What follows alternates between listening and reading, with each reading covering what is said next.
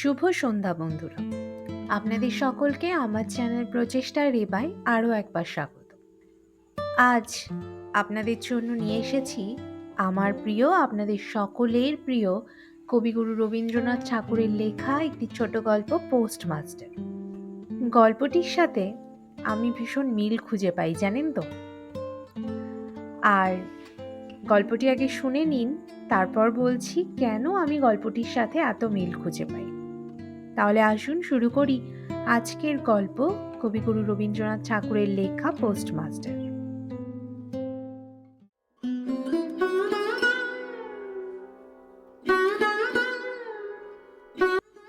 প্রথম কাজ আরম্ভ করিয়াই উলাপুর গ্রামে পোস্টমাস্টারকে আসিতে হয়। গ্রামটি অতি সামান্য, নিকটে একটি নীলকুঠি আছে, তাই কুঠির সাহেব অনেক জোগাড় করিয়া এই নূতন পোস্ট অফিস স্থাপন করাইয়াছে। আমাদের পোস্টমাস্টার কলিকাতার ছেলে।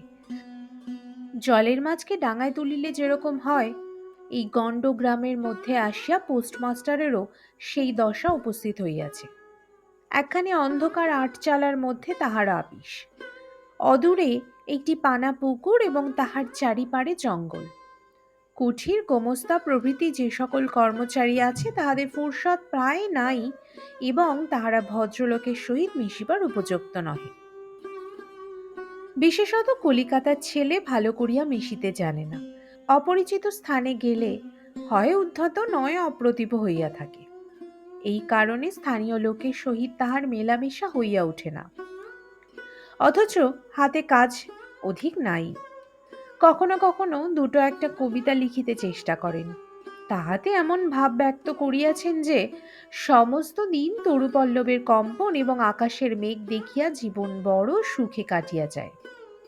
কিন্তু অন্তর্যামী জানেন, যদি আরব্য উপন্যাসের কোনো দৈত্য আসিয়া এক রাত্রের মধ্যে এই শাখা পল্লব সমেত সমস্ত গাছগুলা কাটিয়া পাকা রাস্তা বানাইয়া দেয় এবং সারি সারি অট্টালিকা আকাশের মেঘকে দৃষ্টিপথ হইতে রুদ্ধ করিয়া রাখে, তাহা হইলে এই আধমরা ভদ্র সন্তানটি পুনশ্চ নবজীবন লাভ করিতে পারে।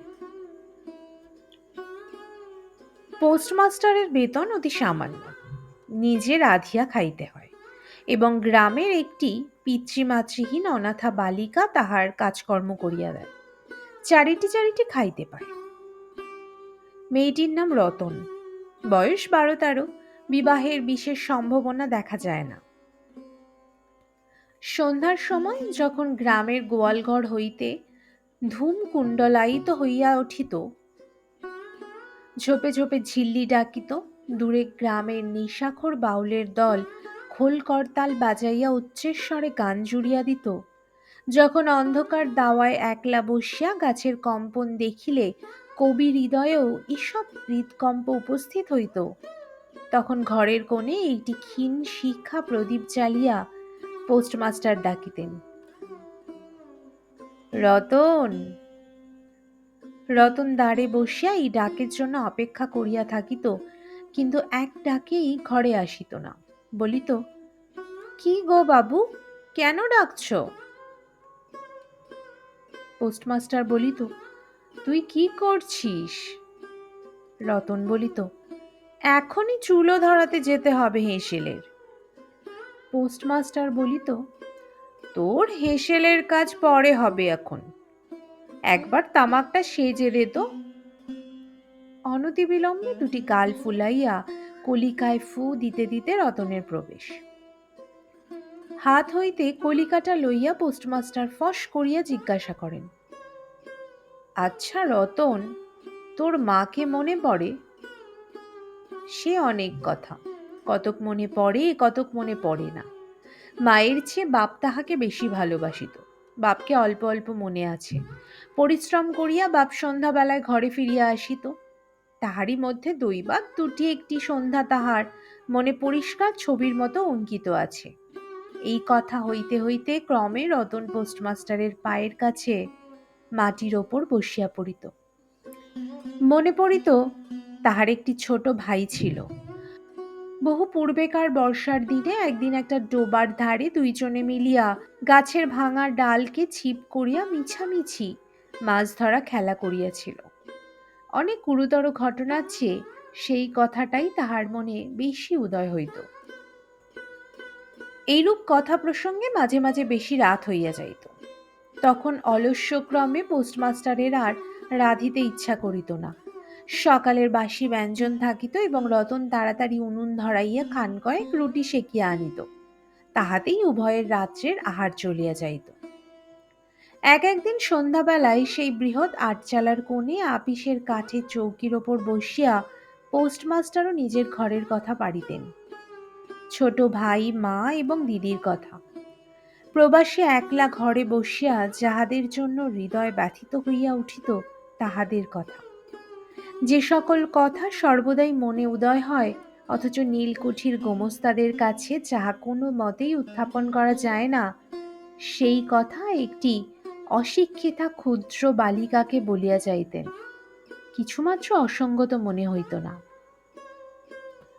অবশেষে এমন হইল, বালিকা কথোপকথনকালে তাহার ঘরের লোকদিগকে মা, দিদি, দাদা বলিয়া চিরপরিচিতের ন্যায় উল্লেখ করিত। এমনকি তাহার ক্ষুদ্র হৃদয়পটে বালিকা তাহাদের কাল্পনিক মূর্তিও চিত্রিত করিয়া লইয়াছিল। একদিন বর্ষাকালে মেঘমুক্ত দ্বিপ্রহরে ঈষৎ তপ্ত সুকোমল বাতাস দিতেছিল। রৌদ্রে ভিজা ঘাস এবং গাছপালা হইতে এক প্রকার গন্ধ উত্থিত হইতেছিল। মনে হইতেছিল যেন ক্লান্ত ধরণীর উষ্ণ নিঃশ্বাস গায়ের ওপরে আসিয়া লাগিতেছে এবং কোথাকার এক নাছোড়বান্দা পাখি তাহার একটানা সুরের নালি সমস্ত দুপুরবেলা প্রকৃতির দরবারে অত্যন্ত করুণ স্বরে বারবার আবৃত্তি করিতেছিল। পোস্টমাস্টারের হাতে কাজ ছিল না। সেদিনকার বৃষ্টি ধৌত মসৃণ চিক্কণ তরুপল্লবের হিল্লল এবং পরাভূত বর্ষার ভগ্নাবশিষ্ট রৌদ্র শুভ্র স্তূপাকার মেঘস্তর বাস্তবিকই দেখিবার বিষয় ছিল। পোস্টমাস্টার তাহা দেখিতেছিলেন এবং ভাবিতেছিলেন, এই সময় কাছে একটি কেহ নিতান্ত আপনার লোক থাকিত, হৃদয়ের সহিত একান্ত সংলগ্ন একটি স্নেহপুত্তলী মানব মূর্তি। ক্রমে মনে হইতে লাগিল, সেই পাখি ওই কথাই বারবার বলিতেছে এবং এই জনহীন তরুচ্ছায়া নিমগ্ন মধ্যাহ্নের পল্লব মর্মরের অর্থও কতকটা ঐরূপ।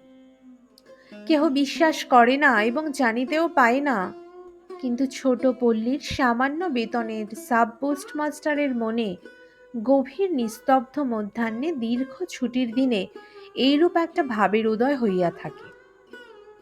পোস্টমাস্টার একটা দীর্ঘ নিঃশ্বাস ফেলিয়া ডাকিলেন, রতন। রতন তখন পেয়ারা তলায় পা ছড়াইয়া দিয়া কাঁচা পেয়ারা খাইতেছিল। প্রভুর কণ্ঠস্বর শুনিয়া অবিলম্বে ছুটিয়া আসিল, হাঁপাইতে হাঁপাইতে বলিল, দাদাবাবু ডাকছ? পোস্টমাস্টার বলিলেন, তোকে আমি একটু একটু করে পড়তে শেখাবো বলিয়া সমস্ত দুপুরবেলা তাহাকে লইয়া স্বরে অ স্বরে আ করিলেন এবং এইরূপে অল্পদিনেই যুক্তর উত্তীর্ণ হইলেন।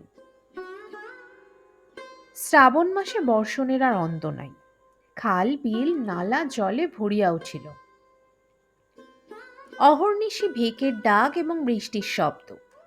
গ্রামের রাস্তায় চলাচল প্রায় এক প্রকার বন্ধ, নৌকায় করিয়া হাঁটি যাইতে হয়। একদিন প্রাতঃকাল হইতে খুব বাদলা করিয়াছে।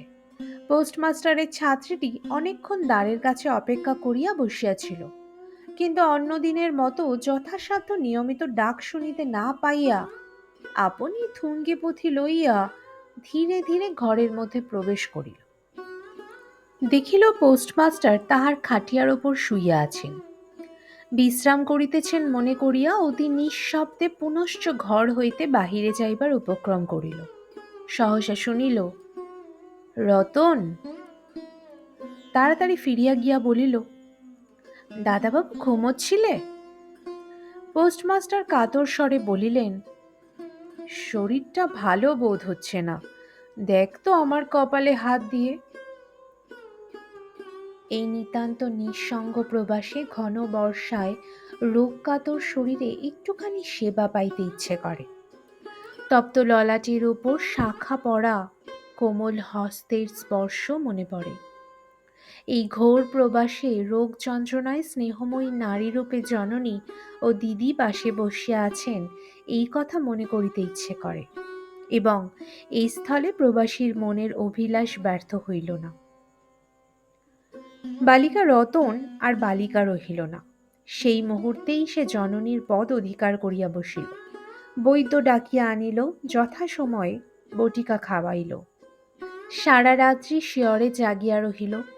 আপনি পথ্য রাধিয়া দিল এবং শতবার করিয়া জিজ্ঞাসা করিয়া কহিল, হাঁ গো দাদাবাবু, একটুখানি ভালো বোধ হচ্ছে কি?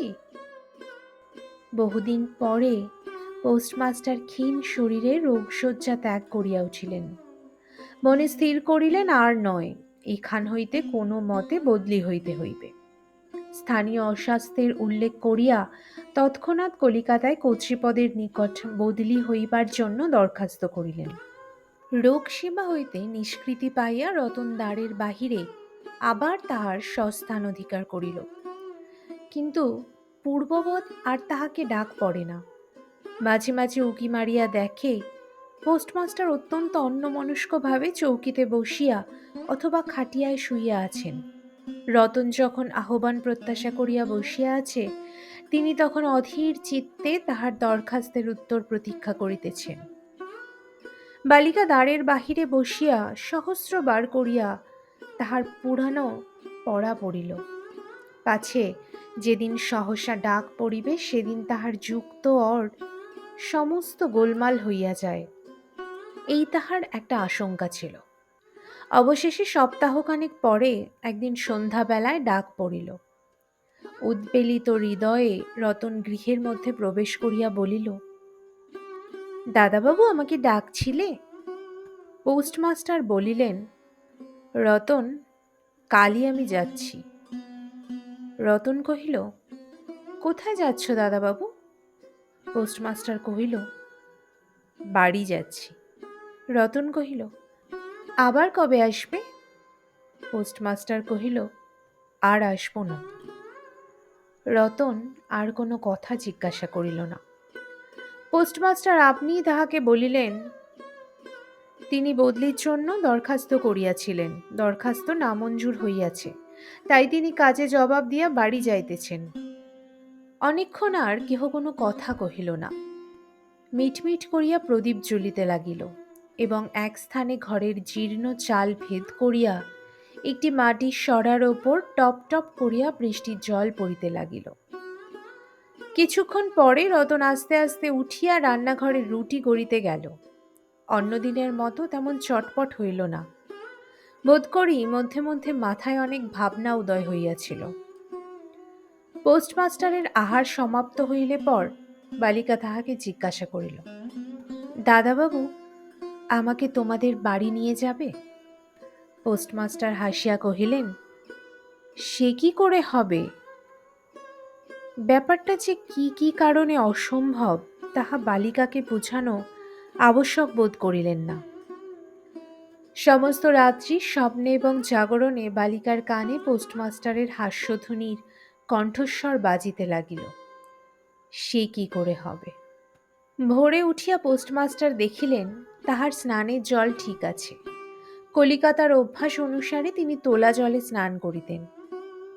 কখন তিনি যাত্রা করিবেন সে কথা বালিকা কি কারণে জিজ্ঞাসা করিতে পারে নাই, পাছে প্রাতঃকালে আবশ্যক হয়, এই জন্য রতন তত রাত্রে নদী হইতে তাহার স্নানের জল তুলিয়া আনিয়াছিল।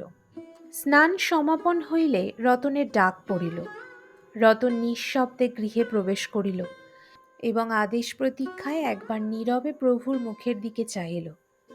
প্রভু কহিলেন, রতন, আমার জায়গায় যে লোকটি আসবেন তাকে বলে দিয়ে যাব। তিনি তোকে আমারই মতন যত্ন করবেন। আমি যাচ্ছি বলে তোকে কিছু ভাবতে হবে না। এই কথাগুলি যে অত্যন্ত স্নেহগর্ভ এবং দয়ার্দ্র হৃদয় হইতে উত্থিত সে বিষয়ে কোনো সন্দেহ নাই, কিন্তু নারী হৃদয় কে বুঝিবে? রতন অনেক দিন প্রভুর অনেক তিরস্কার নীরবে সহ্য করিয়াছে, কিন্তু এই নরম কথা সহিতে পারিল না। একেবারে উচ্ছ্বসিত হৃদয়ে কাঁদিয়া উঠিয়া কহিল, না না, তোমার কাউকে কিচ্ছু বলতে হবে না, আমি থাকতে চাইনি। পোস্টমাস্টার রতনের এরূপ ব্যবহার কখনো দেখেন নাই, তাই অবাক হইয়া রহিলেন।